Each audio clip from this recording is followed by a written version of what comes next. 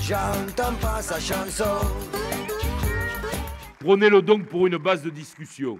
J'accepte toutes les remarques, toutes les critiques, j'entends les propositions et les améliorations, tout autant qu'elles soient réalistes, compatibles avec le budget de la ville. Je vous l'ai dit, ne comptez pas sur moi pour dessiner des kilomètres de métro que nous ne ferons jamais. Je préfère que la vérité entre nous soit établie sur la capacité de ce que nous pouvons faire. Bâtir une ville pour tous commence par une vision de l'urbanisme. Et je ne ferai pas abstraction de l'existant, mais au contraire, j'ai réfléchi avec des amis, avec des architectes, avec des urbanistes, et j'ai déterminé les axes de circulation qui nous permettent aujourd'hui de voir comment la ville, on le voit ici, est constituée. J'ai 4 projets qui me tiennent à cœur. Ils ne seront pas les seuls, mais je vous les livre parce qu'ils me paraissent importants. Ils concernent le centre-ville, le sud et le nord et la mobilité. Pour le centre-ville, la mobilité des Marseillais, les équipements sont importants. Pourtant, nous assistons à une paupérisation, à un manque d'attractivité de Marseille. Ma grande ambition pour le centre-ville, c'est la création de nouveaux quartiers sur, écoutez bien, les voies SNCF de la gare Saint-Charles. Un quartier de 15 hectares qui sera composé de logements et de bureaux qui relieront enfin la Belle de Mai, qui est un quartier isolé, avec Longchamp. Comment fait-on? Eh bien, il s'agira d'édifier, comme ça a été fait à Montparnasse, à Paris. Certains d'entre vous ont dû aller à la gare Montparnasse. Comme ça a été fait à Chicago, comme ça a été fait à Détroit. Il s'agira d'ériger une immense dalle qui rendra utile les 15 hectares de voies SNCF qui, telle une frontière, isole depuis trop longtemps le 3e arrondissement, qui est l'arrondissement le plus pauvre et le plus paupérisé de cette ville, du centre-ville. Nous aurons ici la possibilité de construire sous le tunnel du boulevard national, qui sera à peu près équidistant au centre de cette opération. C'est une opération privée. C'est une opération qui ne coûte pas 1 franc à la ville de Marseille. C'est une opération qui se construit avec la SNCF. Nous avons déjà eu des discussions sur la possibilité de le faire avec la direction de la SNCF. C'est ça le rôle du maire de Marseille, de trouver des choses gratuites qui permettent aux investisseurs d'aller de l'avant dans le projet que nous voulons de transformation de notre ville. Et là, vous voyez, il n'y aura pas besoin de construire 1 kilomètre de rues supplémentaires, il n'y aura pas besoin de construire 1 kilomètre d'égouts supplémentaires, il n'y aura pas besoin de construire du tramway ou du métro, vous aurez qu'à descendre et ça sera en dessous de chez vous. C'est ça aussi qui est important, c'est de montrer qu'on peut concentrer la ville et qu'il faut arrêter de la miter, arrêter de l'étendre sur la totalité du territoire parce que c'est ce mitage qui coûte cher à la ville de Marseille. Au sud, parce que le sud doit aussi évidemment prendre sa part du changement, j'ai proposé de transformer l'hippodrome Borély, aujourd'hui propriété de la ville de Marseille, en un complexe sportif comportant 6 terrains de foot et de rugby pour les clubs, pour que les clubs puissent s'entraîner, 5 hectares ouverts à tous, en incluant un parcours de santé, un garden gym square, un skatepark. Garden gym square, ça veut dire un parcours de santé avec des bars, avec des choses, etc. J'explique. Une trémie sera construite pour détourner sur 100 ou 150 mètres les voitures et faire une continuité entre le parc Borély et la mer. Alors on parle toujours du rêve marseillais, là, on peut rêver, là. Mais combien ça coûte, ça? Combien ça coûte? Le terrain est à nous, c'est le prix de stade. Ce n'est pas le prix du palais de la glace et de la glisse. C'est avec 15 millions d'euros on fait cette opération. C'est-à-dire qu'on rend heureux des milliers et des milliers de Marseillais. Certes, ils ne feront pas du patin à glace, mais ils feront le sport qu'ils préfèrent, le football.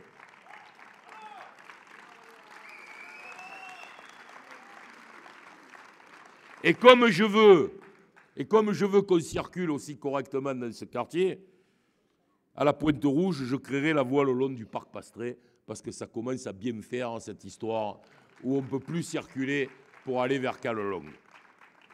Et parallèlement, parce qu'il faut aussi des lieux, on dit d'entertainment, on m'a dit qu'il fallait dire loisirs, donc de loisirs, parce que c'est Jean Viard qui dit entertainment, Michel Peset il dit loisir. C'est lui qui m'a dit loisir. Donc il faut des lieux de loisirs. Eh bien, entre la mer et Borély, on peut poursuivre l'escale Borély, donner des droits à construire pour créer des boîtes de nuit, des restaurants, des bars, des lieux d'amusement pour les jeunes. J'ai entendu la pétition de DJ Oil.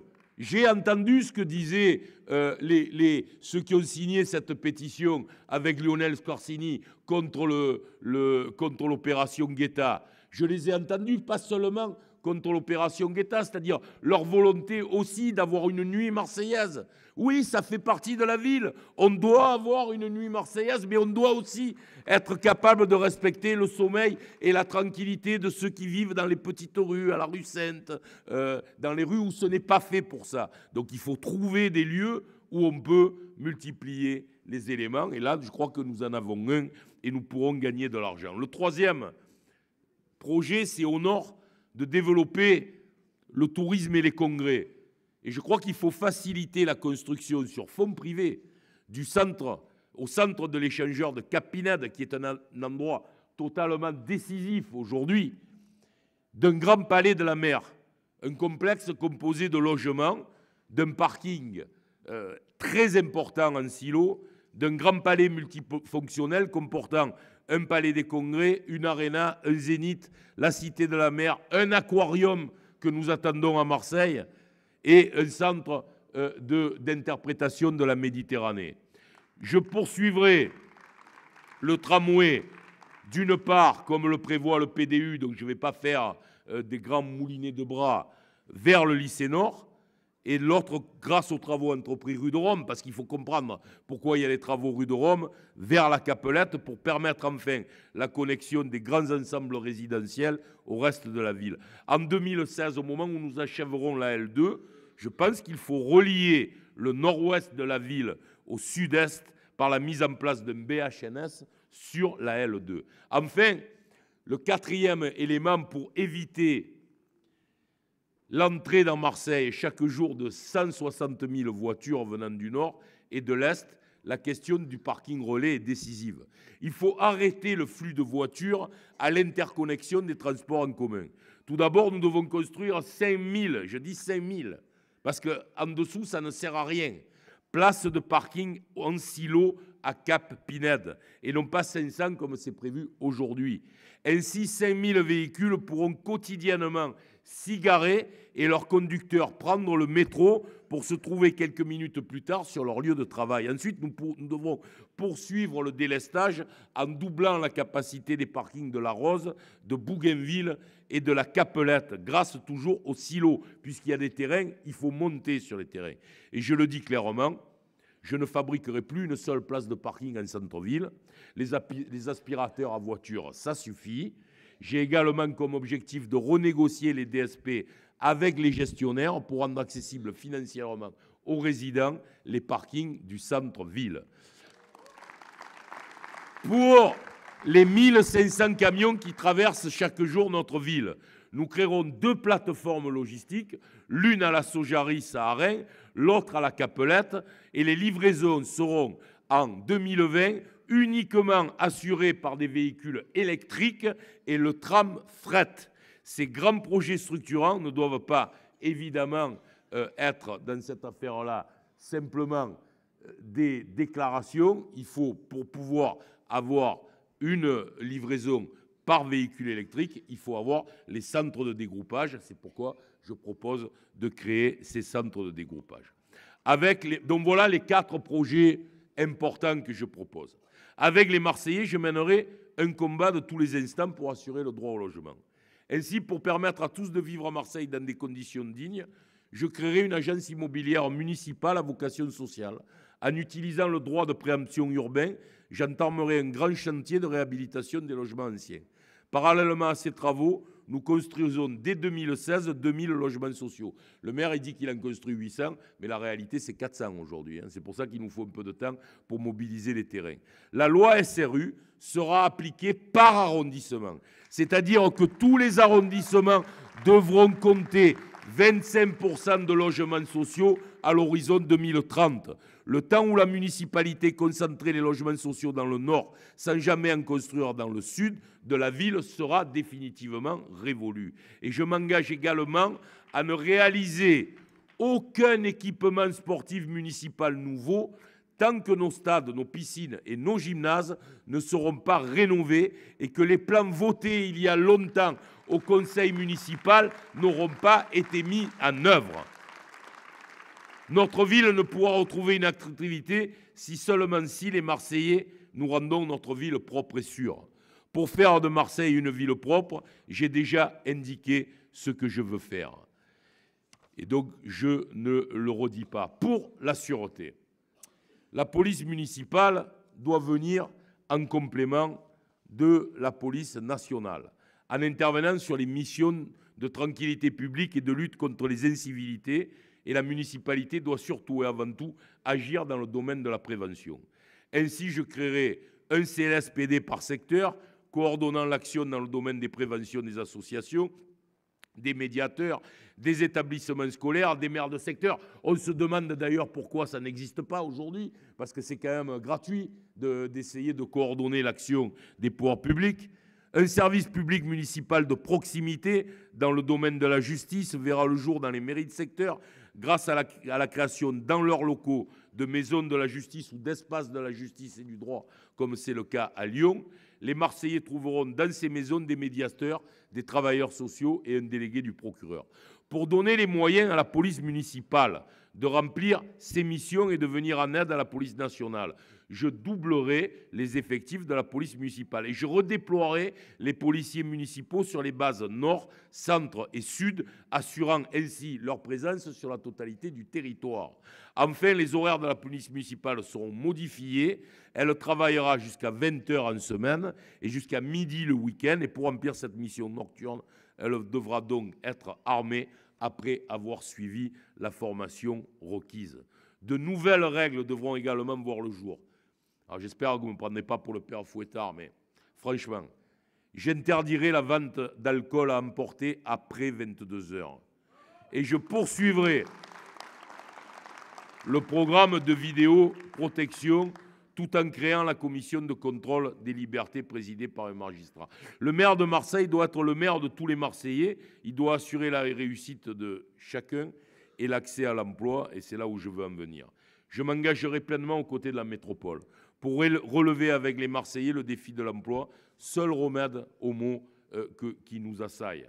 Je serai l'ambassadeur, si je suis maire, je serai un maire facilitateur, un maire qui va à la rencontre des entreprises pour les convaincre de venir s'installer à Marseille, pour les aider dans leur implantation. Je créerai avec la métropole un établissement public foncier métropolitain chargé de leur mettre à disposition des terrains. Le développement économique de Marseille doit comporter deux facettes. Nous nous mêlerons de la compétition internationale pour redonner à Marseille toute sa place dans le monde. Marseille est historiquement et culturellement tournée vers la Méditerranée. C'est vrai, et ce n'est pas ici que je dirais le contraire. Mais aujourd'hui, la mondialisation nous demande de dépasser cette échelle. Il faut aussi regarder vers l'Asie, la Chine, l'Amérique latine, le Brésil, l'Afrique, notamment avec le cône de l'Angola et de l'Afrique du Sud. Dans cette perspective, je demande au gouvernement, comme c'est le cas à Anvers, en Belgique, et à Barcelone, en Espagne, de lever la tutelle de l'État sur le port maritime et de transférer sa gestion vers la métropole. L'État n'a plus de vision stratégique du développement de Marseille. Il ne finance que très partiellement les investissements nécessaires et n'est plus un moteur de développement. Seul le président de la métropole et le maire de Marseille, qui ne seront pas, d'ailleurs si c'est moi la même personne, auront l'envie, l'énergie de redynamiser notre port.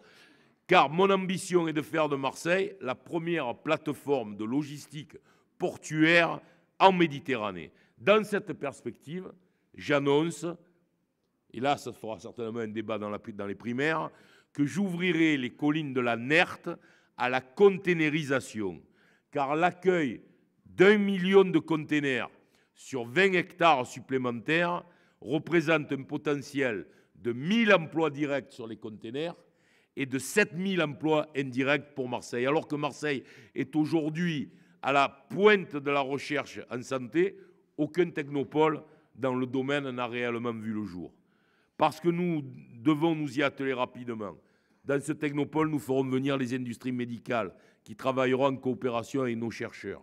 Parce que je crois en l'avenir de l'économie numérique. Je créerai en collaboration avec le ministère du redressement productif un quartier numérique à la Belle de Mai, dans le site de la caserne du Mouy, un espace de 25 000 m² où nous pouvons accueillir les start-up et les PME innovantes de ce secteur. Mais au-delà de la compétition internationale, Marseille doit aussi développer des secteurs dont l'activité n'est pas délocalisable. Le tourisme doit occuper une place importante dans l'économie marseillaise et qu'on ne me rabatte pas les oreilles avec le tourisme de croisière. Est-ce que vous savez qu'il y a 60% des croisiéristes qui restent sur le bateau pour prendre le soleil? On nous dit qu'il y a 1 million de croisiéristes, mais il n'y en a que 400 000 qui descendent et il n'y en a que 100 000 qui viennent à Marseille. Les autres, ils vont à Aix, à Arles, etc., ce qui est très bien. Mais voilà, nous devons aller donc vers un autre développement. Nous devons mieux utiliser l'existant, notamment en assurant l'accès à Notre-Dame de la Garde. Et nous réfléchissons à la question d'un funiculaire. Mais nous n'avons pas encore trouvé la solution. Nous devons aussi créer de nombreux lieux attractifs à Marseille, en réalisant par exemple la reproduction de la grotte Cosquer, qui est une grotte qui a été découverte dans les calanques de Cassis et qui représente la préhistoire marseillaise, moins 32 000 ans. Mais nous pouvons la créer dans le fort d'Entrecasteaux. Nous pouvons aussi sortir les sarcophages de Malaval en organisant un circuit de tourisme religieux, puisque Marseille a été la première ville touchée par la chrétienté dans l'histoire de notre pays. Nous pouvons aussi organiser le circuit des oppidums à Saint-Marcel, à Marseille-Vert, pour montrer que Marseille existait, y compris avant les Grecs, avec les Ségobriges. C'est important que culturellement, dans une ville où la mixité est si grande que dans la nôtre, nous ayons aussi la capacité de connaître notre histoire commune, même si elle est lointaine. Cette volonté municipale, elle a pour but de stimuler un effet d'entraînement et d'initiative privée. Tourisme de congrès, gisement d'emplois. Sans oublier le tourisme patrimonial, je viens d'en parler, le tourisme culturel. J'aimerais aussi remettre un camping à Marseille. Est-ce qu'il est normal qu'une ville comme la nôtre n'ait pas un camping? Est-ce qu'il est normal que les Français ou les Européens qui ont assez peu de revenus et qui veulent vivre dans un camping leurs vacances ne puissent pas venir passer quelques jours à Marseille? Et de façon identique, je crois qu'il faut que nous travaillions à la question des auberges de jeunesse. L'autre secteur non délocalisable que nous renforcerons sont les services à la personne. Avec les Marseillais, nous bâtirons aussi Marseille solidaire avec l'accès aux droits. Nous devons aussi créer, c'est gratuit, un label Marseille Santé, comme ça a été fait à Paris, que nous délivrerons seulement aux médecins pratiquant les tarifs sans dépassement d'honoraires. De plus, le maire de Marseille créera avec la PHM des centres de santé dans les arrondissements manquant d'offres de soins, après avoir opéré en amont les spécialités manquantes. Nous réviserons la carte des centres sociaux pour être au plus près des populations en difficulté. De plus, Marseille étant historiquement une terre d'accueil, et même si je sais que ce que je vais dire n'est pas populaire, mais je veux le dire devant vous, je ne souhaite pas rompre avec cette tradition par électoralisme. Oui, Michel Rocard a raison, nous ne pouvons pas, ou avait raison, accueillir toute la misère du monde. Mais nous devons y prendre notre part. C'est pourquoi je conventionnerai avec l'Union européenne l'accompagnement d'un millier de Roms que je m'engage à loger de manière équitable sur l'ensemble de notre territoire et leur faciliter l'accès aux écoles et aux soins. Il faut, oui, que nous soyons capables de cela. Et ceux qui pensent que ce que je viens de dire est absurde, parce qu'ils en ont assez de voir des Roms, qui se disent bien que ce n'est pas parce que je ferai cela, c'est parce que nous ferons cela que nous ne verrons plus les Roms dans les rues avec leurs poussettes. C'est parce que nous agirons que nous arrêterons avec ce système. C'est le libéralisme, c'est le laisser-aller qui crée les Roms dans la rue comme ils sont. Ce n'est pas l'action politique. Je veux libérer aussi la créativité des Marseillais. Christian, tout à l'heure, l'a exprimé à sa façon. Aider les artistes dans leur travail de production. L'ensemble du territoire marseillais doit être irrigué. Nous accueillerons dans les locaux des mairies de secteur les maisons de la culture. Il faudra effectivement qu'on retravaille tous ces locaux de mairies de secteur en leur donnant une spécificité à chacun. Des ressources culturelles telles que les médiathèques où les Marseillais pourront assister à la représentation de leurs artistes. Enfin, nous avons besoin d'un événement phare. Marseille doit aussi rentrer dans le cycle des festivals et sous la forme d'un festival particulier marseillais. Et je pense qu'il faut que nous allions vers cette création, probablement quelque chose autour de la danse, me semble-t-il, qui est à Marseille une spécificité et qui fait partie de l'histoire de Marseille, avec Marcel Petipa, avec tous les grands chorégraphes que nous avons eus. Marseille Provence 2013 a permis à notre ville de combler un certain nombre de lacunes dans les infrastructures. Il n'y a qu'à voir le magnifique MUSEM que nous avons, mais il manque toujours un grand cinéma d'art et d'essai, donc je reviendrai avec mon ami Marine Karmitz pour construire le MK2 sur la Canebière. J'en fais le serment, c'est ce qui me tient le plus à cœur aujourd'hui sur la Canebière. Mais nous devrons aussi penser à nos écoles. Il se fait tard, donc je vais aller vite. Nous avons déjà publié beaucoup d'éléments. Mais je veux le dire, pour l'école, il y a une chose qui me paraît essentielle et que je veux dire aux familles marseillaises. Les écoles seront ouvertes de 7h30 à 18h30. Voilà. On facilitera la vie des jeunes, la vie des couples, parce qu'on ne peut pas faire sa vie, on ne peut pas travailler en étant obligé de partir à 16h. Si on n'a pas de mamie, si on n'a pas de tata, si on n'a pas les moyens d'avoir une nounou, alors on fait comment dans cette ville ? Eh bien, je pense que cette question, c'est une question centrale qui doit être effectivement posée. Et je souhaiterais que sur 6 ans, être capable de donner un encadrement des ATSEM dans les maternelles, une pour 17 enfants. C'est vrai, tout cela a un coût, mais je l'ai dit, je considère que la sécurité, l'encadrement des enfants, c'est la priorité. Et dans le cadre de nos économies, c'est là-dessus que nous mettrons l'accent. Vous l'avez compris, c'est une espèce de contrat que je propose entre l'école et la ville. Voilà, mes chers amis, c'est un programme qui n'est pas encore complet, mais reconnaissons qu'il est suffisamment étayé. C'est un travail considérable et je remercie notamment tous ceux qui sont là de l'avoir conduit avec moi et beaucoup d'autres dans cette salle. Je remercie les organisations syndicales d'avoir accepté de parler avec moi. Je remercie la Chambre de commerce, les patrons. Je remercie tous ceux qui m'ont conseillé et qui m'ont ouvert leurs portes pour que nous essayions de comprendre comment on peut tirer Marseille de là où elle est. J'espère que vous l'avez compris, ma candidature à l'élection primaire, elle n'est pas juste sur ma mine, fût-elle bonne. Elle n'est pas juste sur mon accent, sur mes bons mots ou sur ma façon d'aimer cette ville. J'aime cette ville comme vous, mais je voudrais l'aimer autrement que comme une carte postale. Je voudrais que dans la carte postale, il y ait les Marseillais, il y ait les hommes et les femmes qui vivent dans cette ville, qu'ils puissent y prendre leur place, qu'ils aient des crèches, qu'ils puissent aller à l'école à 18h30, qu'ils puissent trouver un travail comme partout en France avec difficulté, mais on devrait avoir 10% de chômeurs et pas 15%, qu'ils puissent trouver la culture sans dépenser des cents et des mille. Vous savez, nous sommes une ville où nous ne connaissons pas la gratuité.